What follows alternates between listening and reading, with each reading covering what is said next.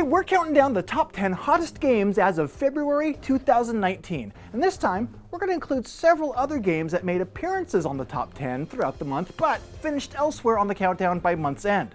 It's all coming up on this special edition of the Top 10 Hottest Games Countdown.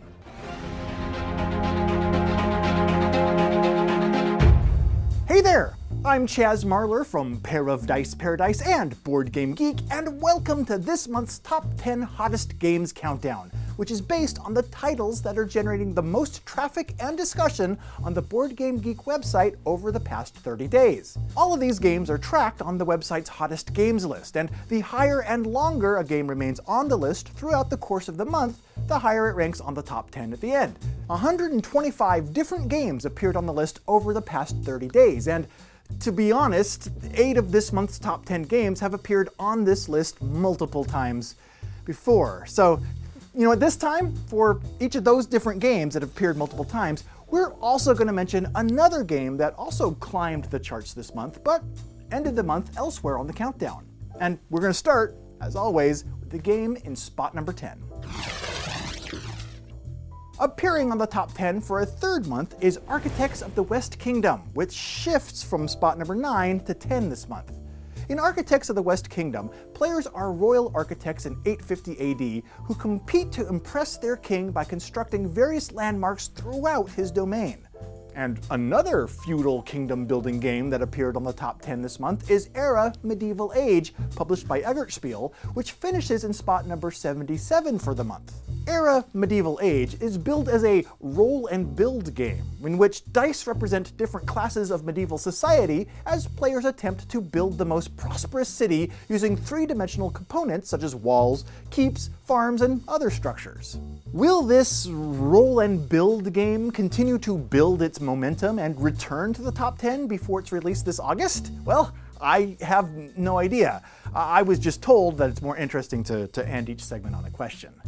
Oh, I'm sorry, to end each segment on a question?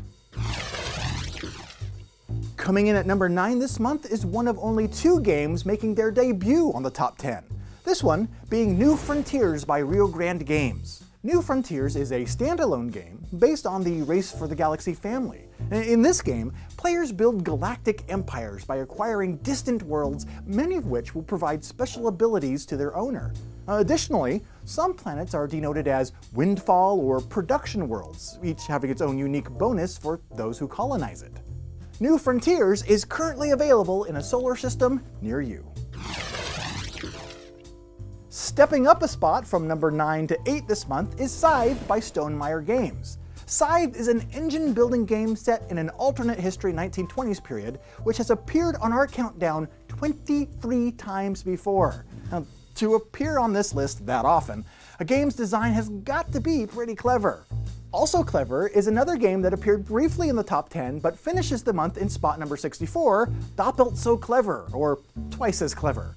Doppelt so Clever follows the model of 2018's Ganz Schön Clever, with each player rolling 6 dice on their turn and using one of them to mark off a space on their little scoring grid, followed by the other players following suit and doing the same.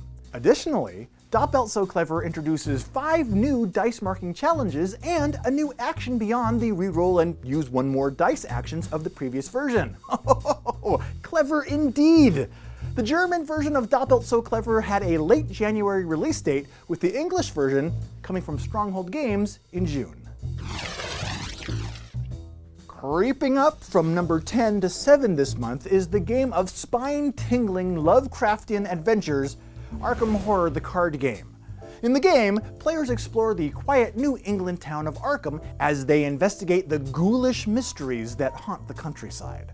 And while Arkham Horror the Card Game has appeared on our top 10 19 times, another game of supernatural exploration, Sleeping Gods by Red Raven Games, makes its debut on the countdown this month at number 57.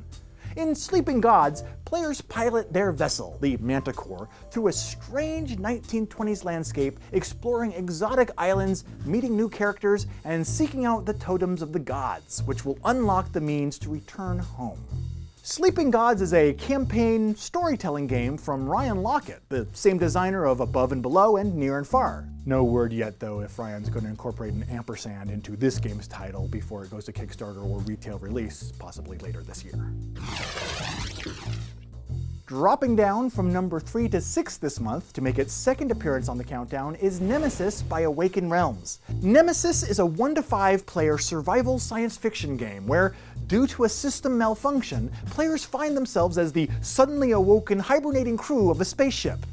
Dare I say, doomed spaceship. The disoriented crew must then find and fix whatever failure caused their frail situation so that they can continue their interstellar journey before it's too late. Problem is, though, that each player has their own personal agenda. Agendas that may not necessarily have the other player's best interests in mind. As like they say, hell is other people. Oh, and the ship is overrun with aliens who want to kill and eat everybody. It's like they say, hell is other xenomorphs who want to melt your face off in the airlock. Nemesis is a mostly cooperative sci-fi survival horror adventure that recently shipped to its Kickstarter backers and will hopefully be crash landing in retail locations later this year.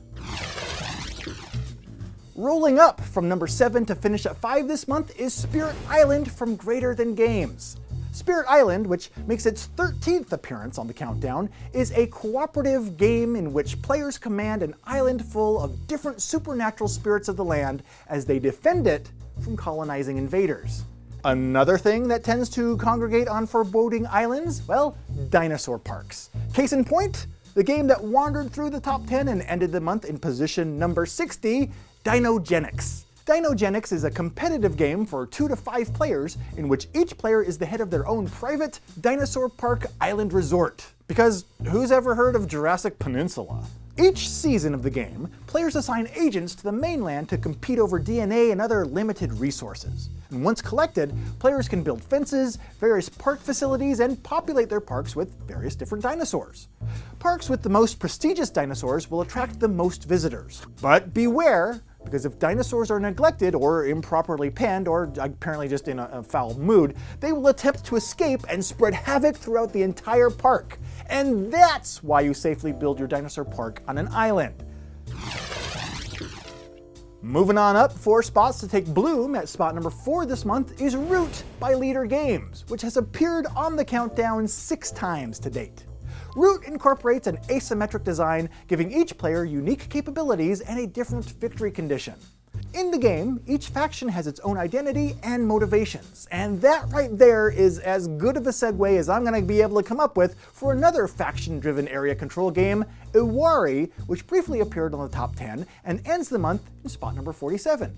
Iwari is an abstract-like Euro game in which players represent different tribes looking for their identity by traveling around far lands and expanding their settlements into 5 different regions of the board. In the game, players use cards to either place structures or construct totems. Iwari updates the award-winning game Web of Power and adds new strategic options, player boards, different maps with their own sets of rules, modules that can be added to the game, and unique cooperative and solo modes. Iwari is coming to Kickstarter on March 5th, with a release date tentatively scheduled for later this year. Orbiting the top 3 once again this month is Terraforming Mars, which makes its 23rd appearance on the countdown. In Terraforming Mars, published by Stronghold Games, players run colossal corporations competing to transform the Martian landscape into a new world capable of providing humanity with a new planet on which to play more Terraforming Mars, I guess. Terraforming Mars has been, arguably, an earth-shattering release in the world of games. So it makes one wonder if Stronghold Games can make waves again when they release Aftershock later this year. Aftershock, which shook the top 10 before settling in at number 45 for the month, takes place in a world where the San Francisco Bay Area has been hit with gigantic earthquakes. Now, it's up to the players to rebuild and restore the area to its former glory by spending money to reestablish the population, building bridges, and determining where aftershocks are going to occur. Aftershock has a Kickstarter campaign that's running right now through February 17th with an estimated ship date of November. So check it out, because if you want this game but you miss its Kickstarter, well, it's going to be all your fault. Yes, that was an earthquake. Oh, I'm sorry.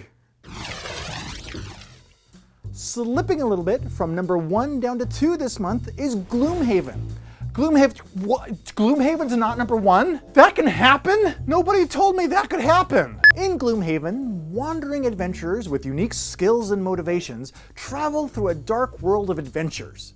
Players must then work together out of necessity to clear out menacing dungeons and find long-lost ruins. Another thing that was thought to be long lost and forgotten is a game that graced the top 10 and finishes the month at number 58, Predaporter by Portal Games. Predaporter is an economic strategy game set in the world of fashion. Players run clothes companies and fight for dominance during fashion shows. And in the game, players open new branches and outlets, hire new workers, and try to gain new capabilities. This surprisingly ruthless game demonstrates that the glamour of the fashion industry is merely skin deep. So if you think that you have what it takes to build a fashion empire, you may want to try Predaporter on for size when its long-awaited 3rd edition comes to Kickstarter later this year. And taking flight from spot number 13 to land at number 1 this month is Wingspan by Stonemaier Games.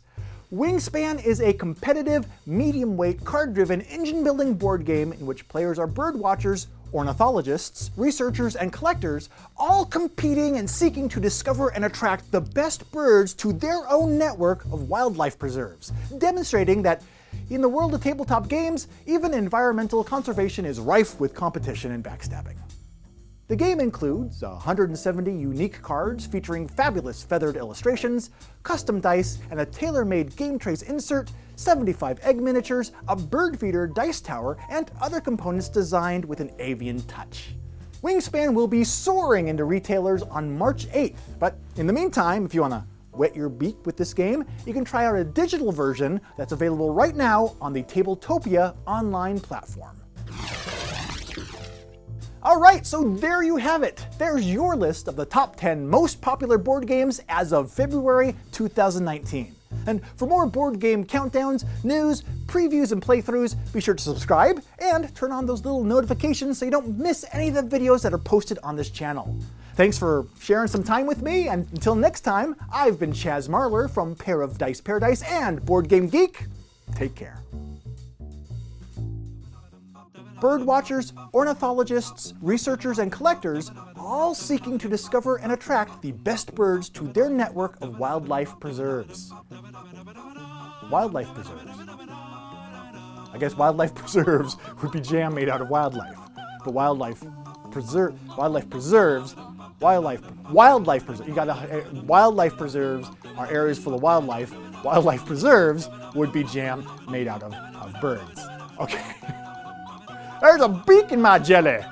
Okay, I got it.